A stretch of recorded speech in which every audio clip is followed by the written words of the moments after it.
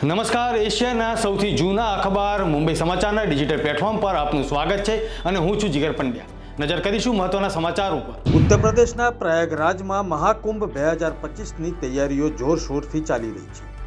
મહાકુંભ મેળામાં આકાશથી માંડીને નદીના ઊંડાણ સુધી સુરક્ષા વ્યવસ્થા તૈનાત કરવામાં આવી છે।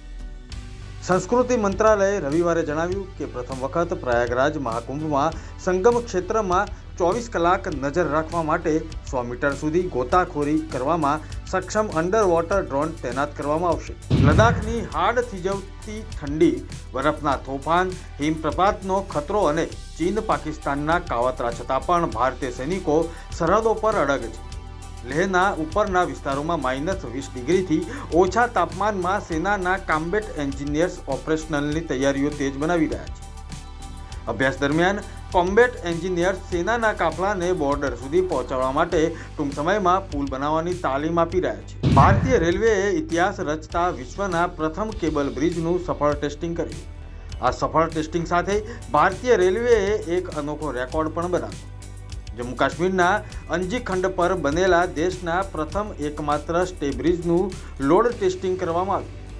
આ સિદ્ધિ જમ્મુ અને કાશ્મીરમાં રેલવે કનેક્ટિવિટીને વધારવાની દિશામાં મોટું અને મહત્વપૂર્ણ પગલું છે, જે જાન્યુઆરી 2025માં શરૂ થવાની આશા છે। વડાપ્રધાન નરેન્દ્ર મોદીએ મન કી બાતના 117માં સંબોધનમાં બંધારણ મુદ્દે ટિપ્પણી કરી હતી। તેમણે મહાકુંભ અને પ્રયાગરાજનો પણ ઉલ્લેખ કર્યો હતો।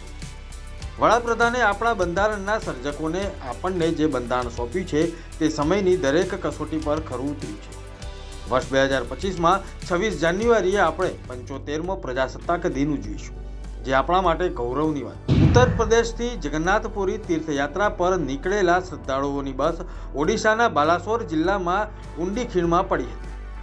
અકસ્માતમાં એક મહિલા સહિત 4 શ્રદ્ધાળુઓની મોત થઈ ચૂકી છે। 30 લોકો ઇજાગ્રસ્ત થયા છે। ઇજાગ્રસ્ત લોકોમાંથી 13ની સ્થિતિ ગંભીર જણાવવામાં આવી રહી છે। કાશ્મીરમાં શનિવારે સિઝનની સૌથી કાતિલ હિમવર્ષાના પગલે સામાન્ય જનજીવન ખોરવાઈ ચૂક્યું છે, જ્યારે ઉત્તરાખંડ અને હિમાચલ પ્રદેશમાં પણ હિમવર્ષાને કારણે હવાઈ, રેલ અને રોડનો ટ્રાફિક જામ થઈ ગયો છે। આ સાથે વીજળી અને પાણી પુરવઠો પણ ખોરવાઈ જતા લોકોએ ભારે મુશ્કેલીનો સામનો કરવો પડી રહ્યો છે। કાશ્મીરથી હિમાચલ સુધી હિમવર્ષાને કારણે હજારો વાહનો અટવાઈ જતા પ્રવાસીઓ પણ મુશ્કેલીમાં મુકાયા। ગુજરાતમાં ઉત્તર ભારતમાં થઈ રહેલી હિમવર્ષા અને ફૂંકાતા ઠંડા પવનોને લીધે ઠંડીનું જોર વધ્યું છે। ખાસ કરીને અમદાવાદ સહિત સૌરાષ્ટ્ર કચ્છમાં 3 દિવસથી કોલ્ડ વેવની અસર ચાલી રહી છે। રાજકોટ, જામનગરમાં તાપમાન ઘટ્યું છે। રાજ્યમાં ઠંડીમાં લોકો ઠૂંઠવાયા છે। રાજ્યમાં હાલ કડકડતી ઠંડી પડી રહી છે। સમગ્ર રાજ્યમાં સિઝનની ઠંડીના રેકોર્ડ તૂટ્યા છે। રાજ્યમાં 2 થી 3 ડિગ્રી તાપમાનનો ઘટાડો જોવા મળ્યો। અમદાવાદમાં રોડ અકસ્માતની ઘટનાઓમાં સતત વધારો થઈ રહ્યો છે।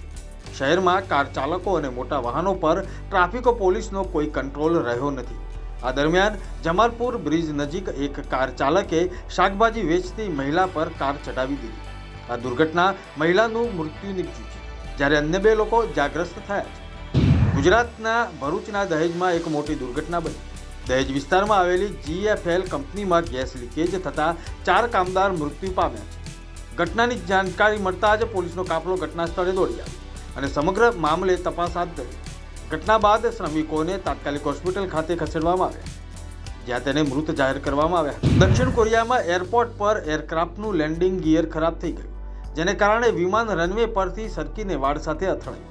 આ પછી પ્લેનમાં આગ લાગી હતી। આ દુર્ઘટનામાં મૃત્યુ આંક વધીને હવે 179 પર પહોંચી ગયો હોવાની આશંકા છે, જ્યારે માંડ 2 લોકો બચી શક્યા છે। આ હતા અત્યાર સુધીના મહત્વના સમાચાર। વધુ સમાચારની અપડેટ માટે જોતા રહો મુંબઈ સમાચારની ડિજિટલ પ્લેટફોર્મ। નમસ્કાર।